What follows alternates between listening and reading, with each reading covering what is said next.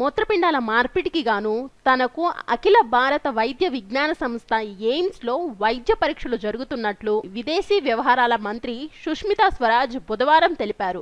AIIMS లో చికిత్స పొందుతున్న ఆమె తన ఆరోగ్య పరిస్థితిని ట్విట్టర్ ద్వారా వెల్లడించారు. మూత్రపిండాలు దెబ్బతినడంతో ప్రస్తుతం తనకు డయాలసిస్ జరుగుతుందని, దేవుడు తనను ఆశీర్వదిస్తాడని ఆమె పేర్కొంది. మూత్రపిండాల మార్పిడి ప్రక్రియకు ఇంకొంత సమయం పడుతుందని, సరైన దాతల కోసం అన్వేషిస్తున్నట్లు వైద్యులు తెలిపారు.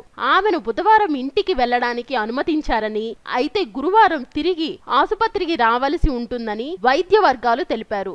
ఈ నెల 7 ఎయిమ్స్ లో చేరిన ఆమెకు వైద్య నిపుణుల బృందం చికిత్స అందిస్తుంది. ఆమె త్వరగా కోలుకోవాలంటూ అధిక సంఖ్యలో రాజకీయ నాయకులు, ప్రజలు ఆకాంక్షలు తెలుపుతున్నారు.